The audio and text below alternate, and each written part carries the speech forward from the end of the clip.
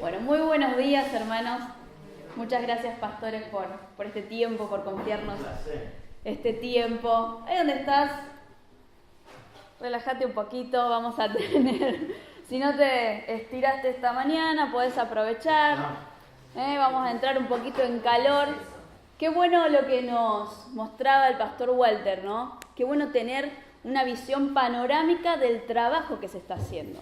Cuando nosotros hablamos de números, cuando hablamos de estadísticas, es una manera de plasmar todo lo que es oración, entrevistas personales con la gente, eso de venir, de reunirnos, eso que llamamos célula, ¿no? Nosotros en Rosario, en el Ministerio Redentor, estamos trabajando con células ya hace mucho tiempo y nos hemos propuesto tener de vez en cuando este tipo de reuniones para hacer un balance y para que todos tengamos un común conocimiento de lo que estamos haciendo. Esto es muy importante, la reunión que hoy, en esta mañana, usted está teniendo, mi hermano, es súper importante, porque saber el trabajo que se está haciendo y tenerlo plasmado, como decíamos, en una estadística, en un número, entonces decís, somos 200. Entonces, la claridad que uno puede tener a la hora de tener un número es muy diferente a que echar un vistazo así en un culto, ¿no? Es muy distinto. Y estaba hablando con la pastora y le digo, la meta es el 30%. ¿Cuántos saben que todos tienen que crecer un 30% en cada una de sus células? Todos. Bien, la información llegó claro. Hay que crecer un 30%. Y es un desafío. Es un desafío alto, pero alcanzable. Nunca las metas que ponemos son porque queremos que te frustres, para nada. O sea, la meta que se pone es para que vos corras una carrera y que puedas llegar. El 30%, mi hermano, es posible. ¿Tá? Esto se nos tiene que grabar en la mente y en el corazón. Llegar al 30% se puede. Se puede ganar gente, se puede consolidar gente, se puede discipular gente y se puede enviar gente. ¿Tá? Esto es un poquito las 4 fases que tenemos a la hora de discipular, ¿no? Primeramente tenemos que ganar gente, ¿sí? El otro día la pastora de mi iglesia, la apóstol Patricia, me decía, ¿cuánto hace? O nos hablaba, ¿no? a la célula de las pastoras y nos decía, ¿cuánto hace, chicas, que no ganamos a alguien para Cristo? Porque a veces el trabajo pastoral o el trabajo de células hace que uno por ahí se aleje, ¿no? Del contacto cercano con la gente, y por ahí los que predican son los que están siendo nuestros discípulos. Pero nuestro trabajo es mostrarles cómo se hace. Jesús, cuando caminó por esta tierra, siempre estuvo mostrando cómo se hacían las cosas. Cómo se sana a un enfermo, cómo se perdona a una persona. De hecho, me llama la atención porque Jesús estuvo todo el tiempo predicando. Se predicaba a sí mismo, o predicaba de él, ¿no? Y me gusta el encuentro que tiene con Zaqueo. Zaqueo era una de las peores basuras de la ciudad. Y Jesús lo ganó. Jesús primero lo ganó. Se acercó, ustedes saben la historia, y lo ganó. Y esto es lo que me gusta de Jesús. Es el Señor al que servimos, ¿no? Nuestro Dios. Y esto es lo que me gusta, que Él, siendo el mismo Cristo, no dejó de predicar. Y si Él lo hizo, ¿qué nos impide a nosotros ganar gente? Si de hecho para eso estamos, para ganar almas, para contarles a la ciudad de que hay un Jesús que los ama, que hay un Dios que los busca, que les ha dado un propósito, que tiene planes de bien. Eso es ganar. Entonces, cuando tenemos en consideración de que tenemos que ganar, de hecho Jesús gana a Zaqueo, que era la peor cosa, un ladrón, lo convierte en un discípulo y en una persona con un don de generosidad. Entonces, vemos que en primer lugar tenemos que pasar por la etapa de ganar personas. Después tenemos que consolidarlas, ¿tá? El segundo paso es consolidarlo. Una persona empieza su transitar en la fe, su camino con Cristo, y los primeros momentos no son tan fáciles. Uno no lo tiene tan claro. O sea, los que nos hemos convertido nos damos cuenta de que al principio no es tan fácil, hay cosas que no entendemos, hay cosas que se nos tienen que ser enseñadas. Por eso es que tenemos que estar siempre abiertos a volver a enseñar lo mismo. A veces nos encontramos con gente, muchas gracias, a veces nos encontramos con gente a la que le enseñamos algo en nuestro discipulado, en nuestras células, y de acá a 3 meses te plantea otra vez lo mismo. Y vos decís, pero si yo ya te lo expliqué, ¿no? Pero ¿cómo puede ser que me diga lo mismo otra vez? Y vas con tu líder y le decís, pero me estás preguntando otra vez lo mismo. Bueno, consolidar requiere mucha paciencia. Consolidar a una persona requiere repetirle una y otra vez las cosas hasta que se le quede grabada. Así como un niño, cuando vos le decís no toque que está caliente, va y lo toca. No toque que está caliente, lo va a hacer un par de veces hasta que se dé cuenta que lo quema y le hace mal. Bueno, de la misma manera con los nuevitos en la fe. Son niños en la fe, y nosotros tenemos que tener la paciencia que tenemos con un hijo, porque son nuestros hijos espirituales. Son esas personas que reciben la impartición que nosotros le damos. Entonces, consolidar requiere paciencia. ¿Decís conmigo? Paciencia. Yo sé que cada uno se está imaginando a aquellos que lo hacen renegar. Bueno, con ese que tenés en la cabeza, paciencia. Lo vas a sacar bueno, tranquilo. Una vez que ganamos a una persona, la vamos a consolidar con mucha paciencia. Y después, la tercera fase del discipulado tiene que ver con esto, con el discipulado propiamente dicho, ¿no? Donde uno empieza a dar un alimento un poquito más sólido, donde empezamos a impartir que debemos comprometernos un poquito más. Entonces, vemos que Jesús tenía muchísimos seguidores, ¿no? Jesús predicaba, a Jesús lo seguían las multitudes, pero él tenía 12 que eran íntimos.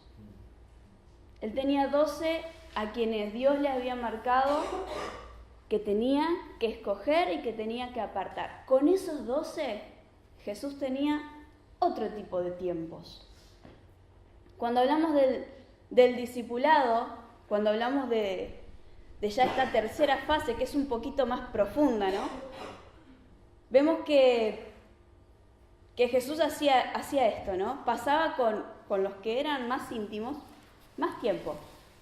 La gente que quiere ser discipulada, esa gente con la que vos decís, bueno, vamos a transitar unos lindos años en el Evangelio, ¿no? Uno, a medida que va creciendo en la célula, va identificando quiénes son los que, bueno, no sé si va a seguir toda la vida conmigo, no sé si lo vamos a ver todos los domingos en el culto, pero hay gente de fierro, ¿eh?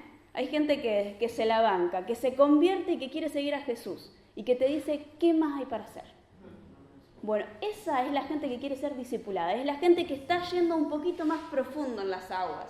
O sea, no es la gente que está caminando a los tobillos tranquila, haciendo así, pateando el agua, sino que es gente que quiere entrar un poquito más profundo. Entonces ahí estamos hablando de gente para discipular, gente a la que le vamos a enseñar no solamente lo que es Biblia, lo que es oración. A veces creemos que la gente sabe orar, y eso también se enseña.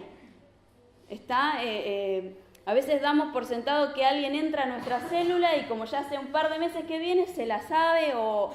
Y no, hay cosas básicas que se tienen que enseñar. Jesús enseñaba cosas básicas a sus discípulos todo el tiempo. Cosas básicas. Tenemos que enseñar a orar, tenemos que enseñar a predicar, tenemos que enseñar a salir a la calle, tenemos que enseñarle que no podemos pescar dentro de la pecera, que la gente que necesita a Cristo es la gente que está de puertas para afuera. Entonces, esas cosas se tienen que enseñar. Y les decía que cuando uno entra en esta etapa, en esta tercera etapa de discipulado propiamente dicho, vamos a reconocer a esta gente que nos va a empezar a acompañar en el ministerio. Gente que va a empezar a estar al lado nuestro y gente que en algún momento nosotros tenemos que promocionar. Y acá entramos a la cuarta etapa. Jesús tuvo este ministerio, durante su ministerio propiamente dicho de estar en la tierra, Jesús los ganó, Jesús les tuvo paciencia, los consolidó, los discipuló, estuvo tiempo de intimidad y tuvo tiempo de compartir profundo y después los envió. ¿Saben ustedes que la gran comisión cuál es? Ir y hacer discípulos. Jesús antes de ascender le dice vayan. Los había ganado, los había consolidado, les había tenido paciencia en un montón de cosas, les había vuelto a repetir 1000 veces lo mismo. Cuando ellos empezaron a tener otro tipo de profundidad, Él los acompañó, los llevaba a orar con Él al aposento alto. ¿Se acuerdan? Hay gente que empieza a tener otro tipo de relación con vos como líder y empezás a congeniar y a tener un feeling especial y poder servir juntos y ahí empezás a discipular de otra manera y luego necesitas enviar. Y a veces creemos que enviar es que tienen que salir fuera, pero enviar es aquello, o sea, es la persona que se capacitó y que a partir de ahora puede hacer aquello para lo que lo preparaste. No es necesario que, cuando hablamos de enviar, no es necesario que se vayan a tener una obra en otro lado, simplemente estamos hablando de que debemos promocionar a los nuestros. ¿Sabe, mi hermano? A veces creemos que nosotros somos el techo de la gente. Y a veces pensamos que hasta donde nosotros lleguemos, ellos llegan. Y en realidad es al revés. Jesús le dijo, mayores cosas que estas ustedes harán. ¿Cómo mayores cosas que Jesús? Sí. Porque Jesús no es nuestro techo. Jesús es nuestra base para ir más allá. Amén. Y el liderazgo es lo mismo. Nuestros pastores son nuestra base para que nosotros vayamos más allá y alcancemos más. Amén. Por eso es que ustedes tienen que pensar en su célula. Ahí donde estás, pensar en la gente que estás ministrando, la gente que estás pastoreando, en la gente que estás liderando. Bueno, ellos tienen que alcanzar más que vos. Y ese es el desafío del liderazgo. A veces nos equivocamos porque somos humanos y nos equivocamos y creemos que nosotros somos, como les decía, el techo de la gente. Que la gente va a llegar hasta donde nosotros lleguemos. Y el liderazgo está para impulsar a más. O sea, todos los que vos tenés tienen que lograr llegar a más. Y eso es lo que tenés que ministrar. Yo siempre hablo con las chicas que yo lidero en San Lorenzo. Y el otro día, el pastor Ezequiel predicó en uno de los cultos. Y él decía, no podés llevar a la gente a donde vos no estuviste. Y a veces le exigimos a la gente cosas que nosotros no hicimos o no hacemos. Y yo hablaba esto con las chicas que yo lidero, ¿no? Que yo discipulo. Chicas, yo no le puedo exigir a ustedes una relación íntima con Dios si yo no la tengo. No puedo impulsarlas a perdonar si yo no he perdonado. No puedo llevarlas a crecer económicamente si mi vida es un desastre económico. Por eso el desafío tan importante y la responsabilidad del liderazgo. No es cosa de pavo el liderazgo. Todos los que están acá tienen una responsabilidad especial. El Evangelio nos tiene que servir para la vida cotidiana. El Evangelio no es solamente para milagros extraordinarios y que la gente tiemble en el piso. Eso es una parte, porque pasa. El Evangelio nos tiene que servir para la vida cotidiana. El Evangelio te tiene que servir para pagar las cuentas, el Evangelio te tiene que servir para criar a tus hijos, para enviarlos a la escuela, para abrazarlos, para criarlos bien. El Evangelio te tiene que servir en tu matrimonio, el Evangelio te tiene que servir en tu célula. Por eso es que nosotros llevamos a la gente a lugares en donde hemos estado. Y no llevamos a la gente en donde no hemos estado. Por eso tenemos que ir más allá. Si estamos en un lugar, tenemos que ir un poquito más adentro. Porque ahí es donde tiene que llegar nuestra gente. ¿Sí? ¿Amén? Amén. Esto a modo de apertura y Y hablábamos del crecimiento del 30%, ¿no? O sea, que si somos 200 tenemos que llegar a 260. Qué bien que andan en matemática. 260 es la meta. ¿Puede visualizar el número? Hay que ganar 60 personas. Muy bueno lo que nos decía el pastor Walter. Las 60 personas ya están entre nosotros. ¡Qué genial! ¡Qué genial! Tenemos la mitad del trabajo hecho. Ya están entre nosotros. Si nosotros logramos consolidar a esos contactos que vienen 1, 2, desaparecen 3 meses, vuelven. Si logramos consolidar a esa gente, ¿se acuerda que consolidar se hacía con paciencia? Si logramos consolidar a esa gente, dentro de un año, una meta 1 año es, ¿no? ¿No? Pero el 30% es ahora. Ok. Entonces menos mal que están entre nosotros. Se nos iba a complicar un poquito, si no. Bueno, entonces, gracias Señor que están entre nosotros. Hay que lograr hacer el trabajo de la consolidación. Bien, bien. Vamos a trabajar por los 260. Vamos a orar por los 260. Hay un número ahí, y ahora vamos a ver un PowerPoint donde hablamos de que Dios ama los números. Hay un número que tiene que ver con, es un número redondito, 60, ¿eh? Hay que ganarlos, hay que consolidarlos, hay que discipularlos para luego enviarlos. Vamos a entrar ahora, como hace poquito han empezado con el desafío, vamos a entrar en una etapa de ganarlos. Para ganarlos, usted tiene que tener una célula atractiva. ¿Sabe que Jesús tiene poder de atracción? Dice que cuando Cristo es levantado, a todos atrae hacia sí.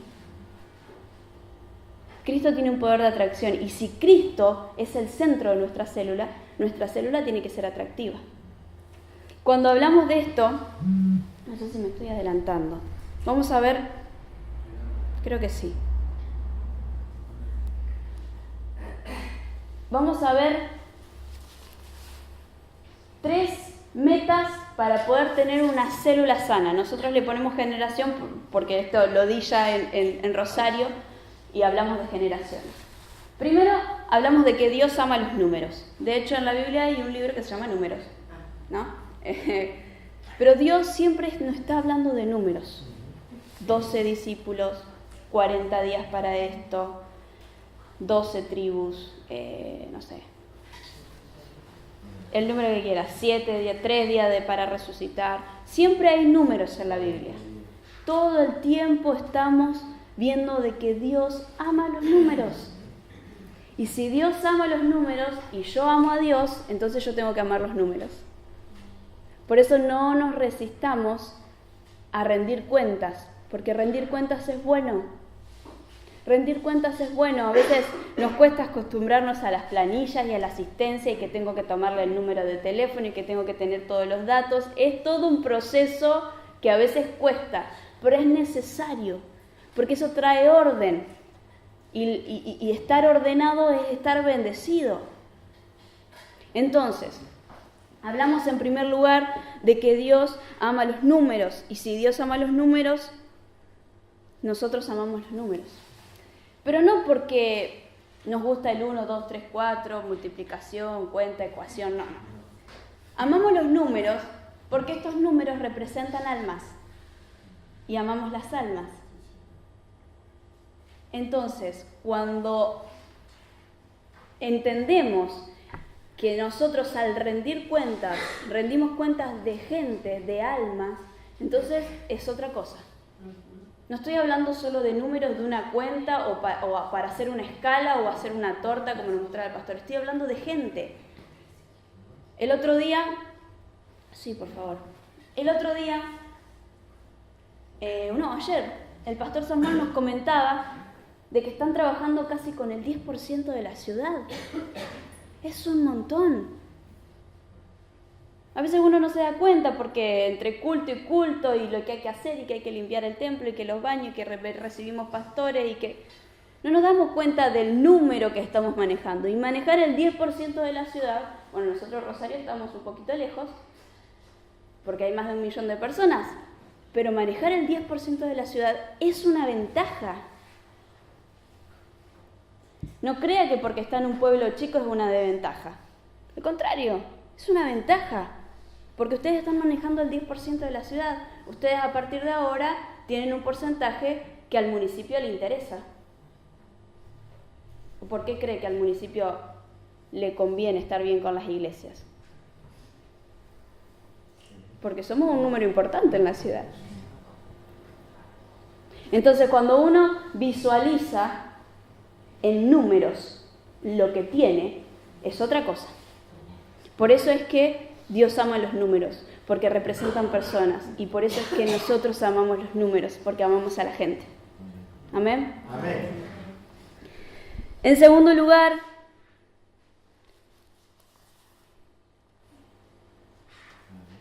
tenemos que sentarnos a planificar. Usted va a ver ahí en el versículo cómo se habla de que aquel que construye una torre, ¿qué hace primero? Se sienta a calcular. Por eso es que calculamos el crecimiento. Por eso es que nos ponemos una meta. Porque todo el que tiene un plan a futuro tiene que calcular previamente. Si ustedes están tratando de ganar a la ciudad, tienen que calcular cómo lo van a hacer. Por eso está excelente esto del 30%. Por eso es un objetivo en común. Lo compartimos todo. Vas a ver que el punto 4 habla de compartir la carga. Ahora el 30% no es cuestión de ellos, es cuestión de todos. Ahora el 30% no tiene que ver solamente con la pastoral, o con los jóvenes, o con la parte de líderes. Tiene que ver con todos.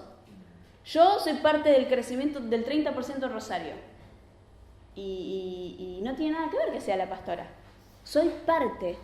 Y mi gente, la gente que yo lidero, cada uno de los que tenés en tu célula, tiene que ser parte de este crecimiento. Y tiene que conocer cuál es la meta.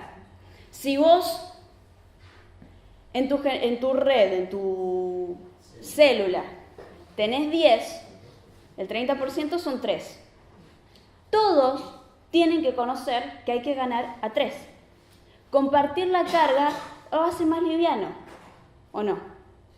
Yo me acuerdo cuando mi mamá nos mandaba a comprar con el bolso, ese que tenía muchos colores. Está volviendo. ¿Que está volviendo? Y sí, porque las de nylon ya no se usan, o hacen mal al ambiente o algo así. Cuando mi mamá nos mandaba a comprar eso, íbamos con mis hermanos, ¿no? Y compartíamos la carga, cada uno agarraba una manija. Y era más liviano. Compartir la carga, compartir esta necesidad de crecer con los que vos liderás, te hace más liviano el trabajo. Porque cuando vos tenés que ganar a alguien, te llevas a uno de los tuyos. Y ahí empezás. Le enseñás cómo se predica, lo consolidás en cómo se predica, lo discipulás en cómo se hace y sobre todo le compartís la carga. Entonces para vos es más liviano. Nosotros allá en la iglesia implementamos lo siguiente. Cada uno, como la iglesia tiene la meta del 30% también, nosotros también crecemos anualmente un 30%, o intentamos, no siempre llegamos, pero intentamos. Entonces lo que hicimos fue hacer pequeñas tarjetas, ¿no?, del tamaño de un celular, en donde la pastora principal, que es Patricia, se junta con los líderes y le dice, bueno, ¿vos cuánto tenés? 10. Ok, tenés que ganar 3 más. En diciembre tenés que ser 13. Y le pone un 13. Y se lo da y se lo lleva a su casa. Y bueno, yo lo tenía en la heladera y cada vez que voy a la heladera, que es seguido en mi casa, me acuerdo de mi meta. Y ahí donde está el Señor, oro por estos 3. Oro por estos 3. Cuando gané a uno, oro por los 2 que siguen. Entonces eso me recuerda y me refresca constantemente qué es lo que tengo que hacer, cuál es mi compromiso con Dios, cuál es mi compromiso con el ministerio. Crecer un 30%. Es muy práctico, lo implementé yo, después se lo compartí a la pastora y me dice, lo vamos a hacer para toda la iglesia. Pero yo hace un par de años que me ponía mi propia meta y lo tenía en la Biblia o lo tenía en el cuaderno del trabajo, lugar donde yo voy frecuentemente, que ahora es la heladera. Y recuerdo constantemente cuál es mi meta y la comparto con mis hilos, con la gente que yo ministro, la gente de mi célula. Nosotros le decimos redes, por eso son hilos. Entonces, compartir la carga te va a hacer más liviano el trabajo. ¿Amén? Amén. Dios ama los números. Nosotros hablamos constantemente de que Dios nos muestra sucesos a través de los números, de que necesitamos sentarnos a planificar. Te tenés que sentar con tu red, con tu célula, te tenés que sentar con ellos 20 minutos y decirle, muchachos, muchachas, esto es lo que tenemos que hacer hasta tal tiempo. Esta es una carga en común y ahí empezás a compartir la carga. Vamos a orar, vamos a ayunar, vamos a hacer un día de predicar en la plaza para poder ganarlos. Entonces vos te sentás a planificar cómo vas a lograr esa meta. ¿Sí? Es bueno esto, es bueno, no se asusten, es bueno. La segunda meta para tener una célula sana...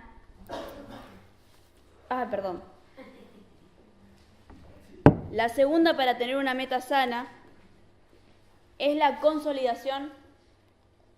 Muchas gracias, perdón. La consolidación homogénea. ¿Me escuchan bien? Sí. Perfecto, porque me cansa el brazo.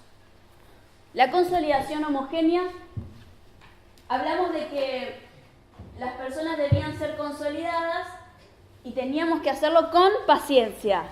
Te vas a ir con esta palabra en la cabeza, paciencia, para trabajar en el ministerio, paciencia. Pero necesitamos consolidar a la gente de manera homogénea. ¿Por qué? Hay personas que reciben a Cristo en su corazón, ¿no? De hecho, todos acá hicimos alguna vez esa oración. Se consolidan la fe, o sea, cree en Cristo como su Señor y su Salvador, y empieza a venir a la iglesia y empieza a tener relación con los hermanos y se inserta en una célula, pero nunca sirve a Dios en nada. Mi hermano, hay que barrer la vereda de la iglesia. No, estoy ocupado, no puedo. Bueno, vamos a hacer una actividad al aire libre con la iglesia. No, me parece que no va. Entonces está consolidado en la fe, porque cree en el Señor Jesús. Viene a la iglesia, es un miembro fantástico, pero no se consolidó en el servicio o en el compromiso. Entonces la consolidación homogénea nos desafía a nosotros a llevar a la gente a que esté consolidada en todas las áreas. No nos sirve solamente gente que crea en Jesús, porque para crecer necesitas gente que quiera más. Entonces necesitamos llevar a nuestra gente a un nivel de compromiso mayor. Entonces todo el tiempo vamos a ver, ojo que la consolidación lleva tiempo, y trabajamos con personas. Eso quiere decir que algunos en 6 meses son un golazo, una de media cancha, y otros les tarda 3, 4 años. Paciencia. Paciencia. Hay gente que se consolida entonces en la célula, pero en las actividades te desaparece. Y si tenés 2 veces culto en el fin de semana, no, viene a uno. Demasiado. Cumplí. Entonces tenemos que llevar a la gente a que crezca en su consolidación, no solamente de la fe, no solamente que conozca a Jesús como su Señor y su Salvador, como su proveedor, como aquel que lo acompaña, como aquel que está con la persona, sino que tenemos que llevar a la gente a un nivel de compromiso mayor, a un nivel de compromiso en el servicio. Recuerden que nosotros somos la base de los nuestros. O sea, que si nosotros estamos liderando, cada uno de los nuestros tiene que liderar el día de mañana. Imagínate que hoy Dios hace un milagro y te manda 1000 personas. Esta noche en el culto tenemos 1000 personas más. ¿Estamos preparados? Entonces necesitamos llevar a la gente a que anhele el liderazgo. Porque cuando Dios quiera lanzar un avivamiento, lo va a hacer. Y tenemos que estar preparados. Entonces, nuestra meta se está teniendo con las personas una consolidación homogénea. Hablamos de que homogénea porque usted sabe, ¿no? ¿Ha hecho alguna vez una receta de cocina? ¿Ha cocinado algo? Sabe que los ingredientes se tienen que poner y uno tiene que alcanzar una masa homogénea, te dicen. Eso quiere decir que todos los ingredientes están bien mezclados. Entonces, ¿cómo, perdón? Bien amasados. Con paciencia. Y con fuerza, exacto. Entonces, cuando tenemos una masa homogénea, ya está listo para cocinar. Bueno, de la misma manera con la gente. Cuando una persona tiene una consolidación homogénea en su fe, en su servicio, en su amor a Dios, en su entrega, entonces tenemos una persona consolidada homogéneamente. Esto lleva trabajo. Entonces la persona tiene que consolidarse en la fe, tiene que consolidarse en la célula, tiene que consolidarse en el servicio y tiene que consolidarse en la visión. Y esto lo quiero recalcar porque usted sabe que si bien tenemos una denominación en común o las iglesias nos identificamos por denominaciones, cada iglesia tiene su toque, digamos, ¿no? Esta mañana hablábamos con el pastor Walter de que cada iglesia tiene su, ¿cómo era que decíamos? Identidad. Su identidad. ¿Está? Cada uno de nosotros adquiere una identidad específica que es muy distinta a la iglesia que está a 3, 10 cuadras, por más que quizás no una misma denominación. Entonces la gente tiene que adoptar esta visión. No es lo mismo que si mi pastor me dice vamos a hacer una actividad afuera y yo tengo gente que no le gusta salir afuera, no es lo mismo.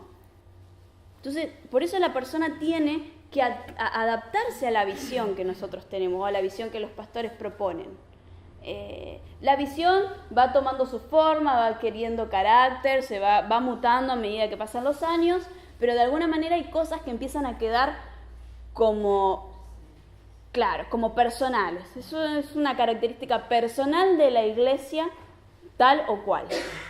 Cuando la persona se consolida en el servicio, tenemos que llevarla a consolidarla en la visión. Tiene que adaptarse y tiene que ponerse la camiseta de tu iglesia. Vamos a decirlo así. ¿Está? Cuando nosotros vemos que la gente tiene un hijo, ¿qué hace? Va y le compra la camiseta del cuadro de la familia. Bueno, de la misma manera con los nuestros. Tenemos que comprarle la camiseta de nuestra iglesia y ponérsela. Entonces, necesitamos que la gente se consolide en la visión. Esto va a simplificar muchísimo el trabajo.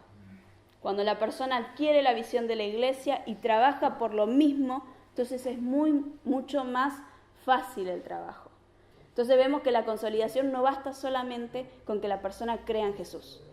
Hay otras ciertas cuestiones que nosotros tenemos que trabajar como líderes. Cada uno piense en su célula. ¿Cómo lo va a implementar?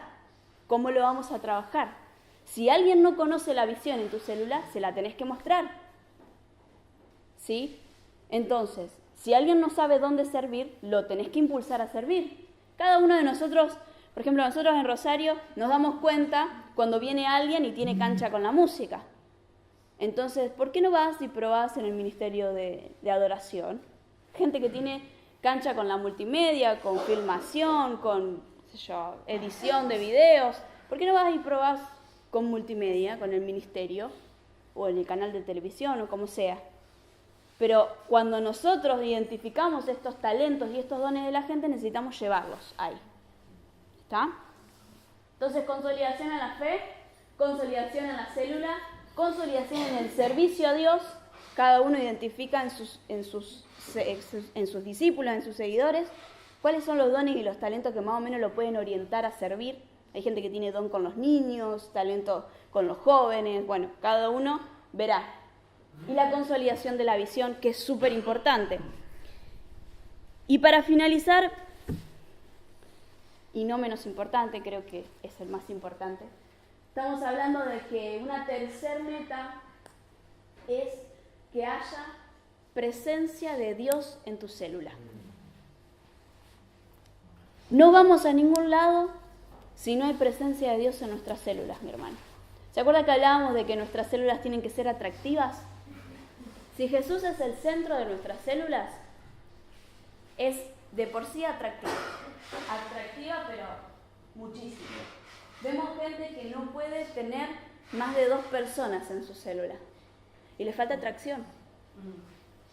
Probablemente le falte presencia, porque cuando la presencia de Dios está, nadie se quiere ir de ahí. Cuando la presencia de Dios está en un culto, ¿quién quiere terminar el culto? Nadie. Cuando la presencia de Dios está en tu célula, no se va a querer ir nadie. De hecho, te van a llegar más. Por eso es que es súper importante que tengamos presencia de Dios en nuestra célula. Nuestra célula no puede ser algo monótono. No podemos sentarnos en ronda, 4 o 5, vos con los tuyos, bueno, ¿cómo estás? ¿Todo bien? Damos la palabra, chao, nos vemos. La gente se aburre de eso. No les das nada, no sienten nada. Entonces la próxima vez, si tiene que elegir entre ir a mirar una película o comer un asado con amigos, que a tu célula, yo elegiría el asado también. Es que necesitamos tener atracción en nuestras redes. Necesitamos darles algo. Nosotros siempre le hablamos a los jóvenes. Tenés que hacer que tu red sea atractiva, que los chicos los vean a la noche y digan, no, yo me voy a la red. Sí, es genial. Me voy a la célula. Qué genial. Necesitamos tener atracción en nuestras redes. Necesitamos que haya presencia de Dios. Cuando Dios está, todo sobra. Incluso lo que podamos decir. Cuando Dios está, la gente se sana. Cuando Dios está, la gente se libera. Cuando Dios está, el Espíritu Santo hace cosas que no se hacen en ningún lado. Necesitamos que Dios esté en nuestra célula. No es nuestra responsabilidad que la gente venga. A ver, me lo quiero explicar bien. La gente no viene por nosotros. ¿Está? Mis hilos no vienen por mí. Vienen porque Dios está ahí. Porque hay algo para ellas. La gente de tu célula tiene que venir a tu red porque sabe que Dios está sentado ahí. Teníamos un hermano en San Lorenzo, creo que era, que, no me acuerdo, sí creo que en San Lorenzo, que tenía, 8 y ponía una silla de más. Y la silla vacía era Dios. y era raro, ¿no? Vos estabas sentado y había una silla vacía. Y para el que era nuevito, dice, estos están todos re locos. Pero tener en consideración de que Dios está en tu célula. Que cuando vos te sientes a charlar con tu gente, a impartir una palabra, Dios está ahí. Y eso es lo que hace sumamente atractiva tu célula. Y que la gente quiera venir. Y entonces vamos a lograr que esos que vienen 1, 2 veces, vengan siempre. Amén. Y ganamos a esos 60 que necesitamos. Amén. ¿O no? Amén. Creo que hay un desafío grande por delante. Pero creo que es posible. ¿Creen que es posible? Amén. Es posible, mi hermano. Porque servimos a un Dios que hace las cosas posibles. Que de nada hace todo. Entonces, ese es nuestro Dios. Y ese es el Dios que se sienta en nuestras células. Así que ahí donde estás, ponete de pie. Y con esto en mente, ¿no?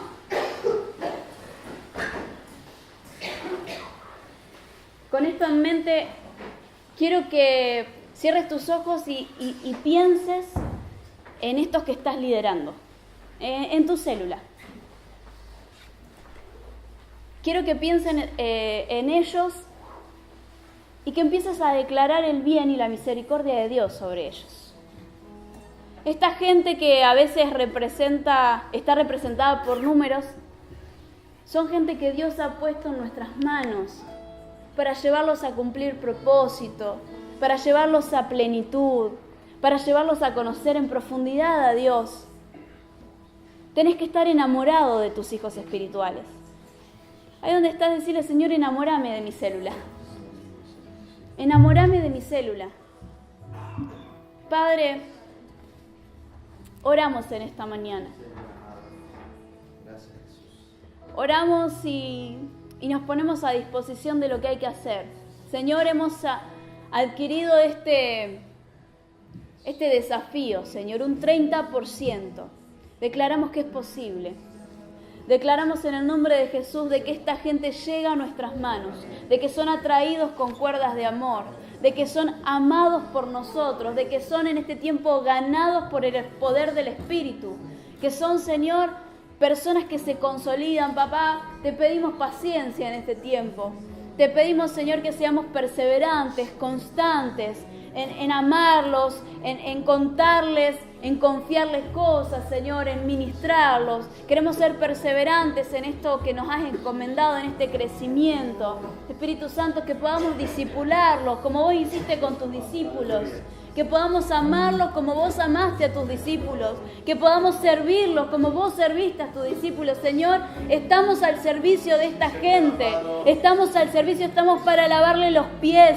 Estamos para decirles, acá estamos, ¿en qué te ayudo? Señor, lo que vos has encomendado en nuestras manos tiene que ver con algo que está en tus planes, Señor. No es cuestión de los pastores, no es cuestión de una visión. Tiene que ver con algo que vos planeaste. Tiene que ver con un plan divino, Señor. Queremos estar a la altura de este plan divino. Queremos amar a la gente como vos la amaste, Señor. Queremos que ellos tengan una consolidación homogénea, Señor, que no solamente sean simples cristianos, que puedan ser gente de servicio, gente apasionada, gente con el corazón encendido, gente que conquiste la ciudad, gente que vaya por más. Oramos por los empresarios que hay en nuestras células. Oramos, Señor, por los maestros que hay en nuestras células, por los pastores. Oramos, Señor, por esta gente profesional que hay en nuestras células. Aún aquellos que todavía no tienen nada, les profetizamos que adquieren, que alcanzan, que conquistan en el nombre de Jesús. Oramos, Señor, para que vos llenes el corazón de alegría en nuestras células, que tu presencia en el nombre de Jesús esté en nuestras células, que sean atractivas, que la gente no dude en venir, que quiera más, que quiera venir a compartir la palabra. Oramos, Espíritu Santo, para que vos seas el centro de nuestras células. Oramos, Señor, para que tu Espíritu sea el centro en nuestras células. Declaramos, Señor, que lo que vos hacés con nosotros no tiene precedentes. Declaramos, Señor, que lo que vos tenés preparado para este ministerio no tiene precedentes. Que vos sos el respaldo de este ministerio, de que no lo respalda ningún hombre, de que lo respalda el Todopoderoso, de que te seguimos a vos, Jesús. Oramos por la gente que tenemos en nuestras manos. Los bendecimos, Señor. Ahí donde estás, bendecí a los tuyos. Nombralos uno por uno y bendecilos. Decí su nombre y su apellido y bendecilos. Porque todo lo que vos estás declarando ahora se les está pegando en sus casas, en donde ellos estén. Tu amor, lo que vos decís sobre ellos, los alcanza a través del Espíritu. Los alcanza a través del Espíritu.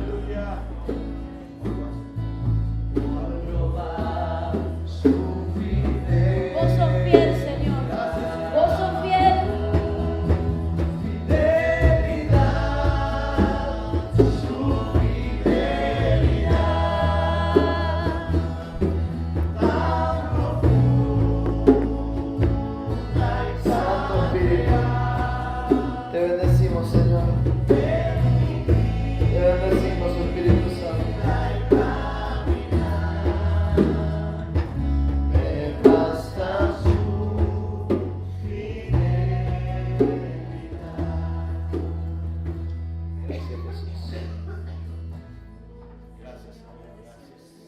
Gracias, Señor.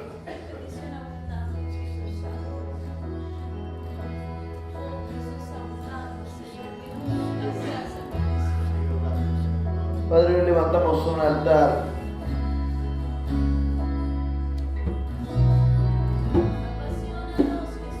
Hoy levantamos un altar en este lugar para que todo el mundo lo vea. Este es un lugar donde tu presencia se manifiesta. Este es un lugar donde vos hablas a la ciudad. Este es un lugar donde vos hablas al corazón del hombre. Señor, levantamos un altar. Sí, Jesús.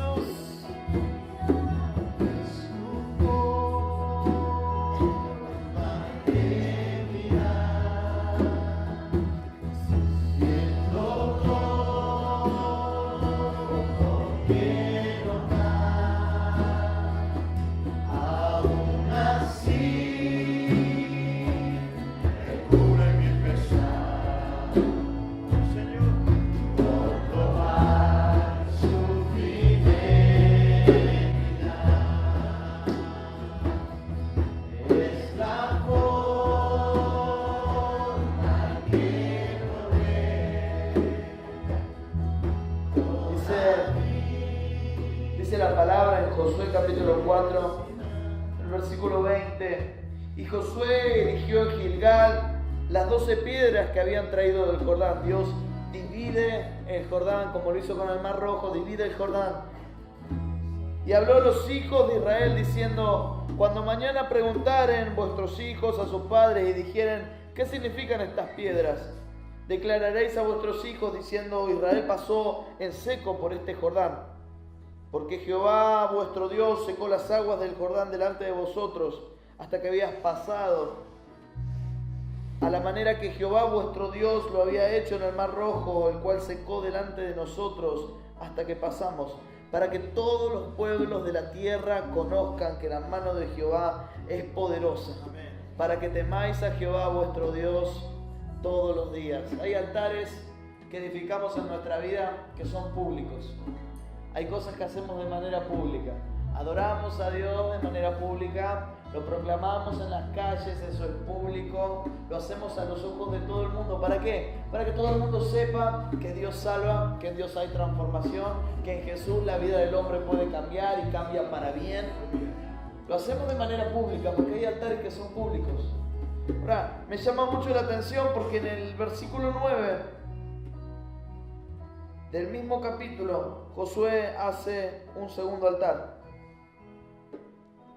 Versículo 9 de Josué 4. Josué también levantó 12 piedras en medio del Jordán, en el lugar donde estuvieron los pies de los sacerdotes que llevaban el arca del pacto, y han estado allí hasta hoy. Hay altares que se levantan donde nadie los ve. Y a veces somos expertos en levantar altares públicos. Los líderes somos expertos en levantar altares públicos para que todo el mundo lo vea, pero a veces fallamos en el segundo altar, el altar privado, el altar secreto. Las aguas del Jordán van a volver a su lugar y ese altar que Josué levantó no lo va a ver nadie. Nunca más nadie va a ver ese altar. Salvo Eliseo y Elías cuando partieron el Jordán y pasaron por el mismo lugar y lo vieron, nadie más va a ver ese altar. Porque hay altares que son secretos. ¿Cómo está el segundo altar en tu vida? El primero, sos un líder, estás llevando la delantera, todo el mundo lo ve, es hermoso. Pero ¿cómo está el altar secreto? Ese altar que se hace en un lugar que nadie ve, en un lugar que es una depresión, es un lugar bajo, es un lugar en el que nadie quiere estar. ¿Cómo están esos altares?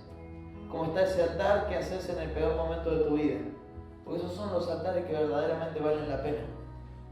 Dice la palabra que Naamán se zambulla en el Jordán, porque Elías, que vio el altar, le dice que vaya al Jordán. Y Naamán queda sano de su lepra,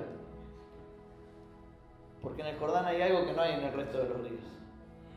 No está en el Éufrates, ni en ningún río cristalino del imperio sirio, está en el Jordán. Hay cosas secretas que están en vos. Y la gente a veces se va a preguntar y va a decir: ¿cómo hace este tipo para progresar?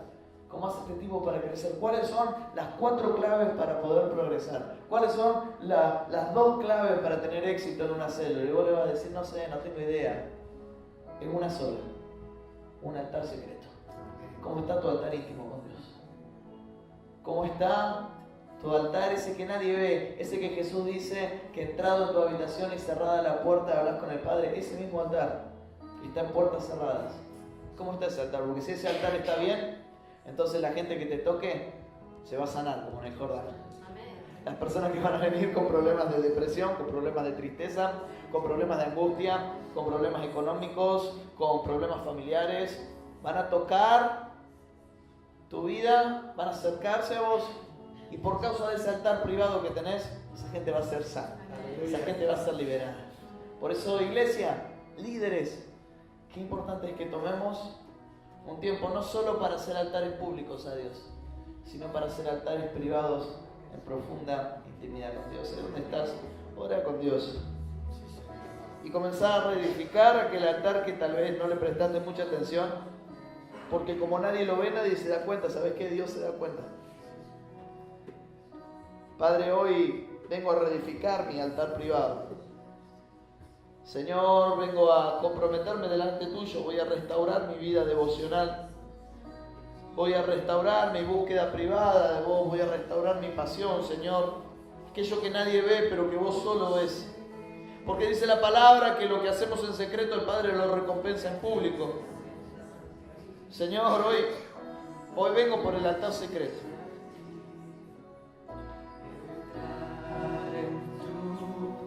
Presencia y adorar.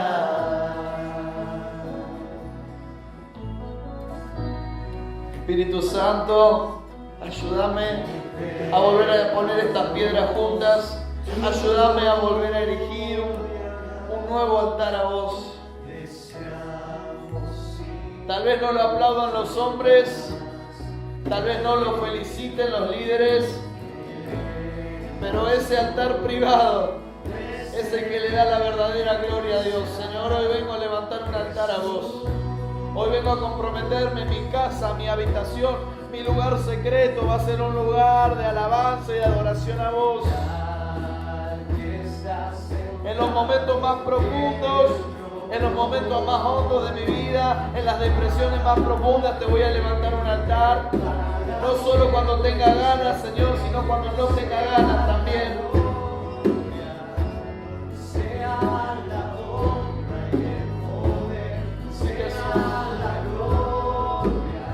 Altares secretos en tu corazón, líder. Altares secretos en tu corazón. Altares secretos que sanan personas, que transforman vidas, que cambian las cosas.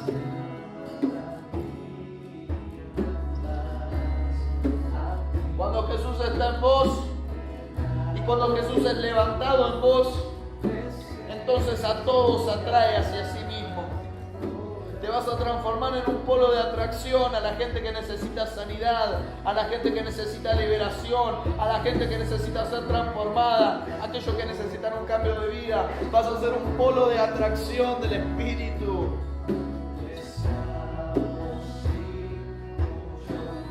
Señor, vuelvo al altar secreto. Vuelvo al altar secreto. Por tanto, vuelve de donde has caído, dice el Señor en Apocalipsis. Y se lo dice a la iglesia: vuelve de donde has caído, vuelve a las primeras obras, Señor. Me regreso a ese altar secreto, a ese tiempo donde no me importaba estar horas buscando tu presencia, horas leyendo la palabra.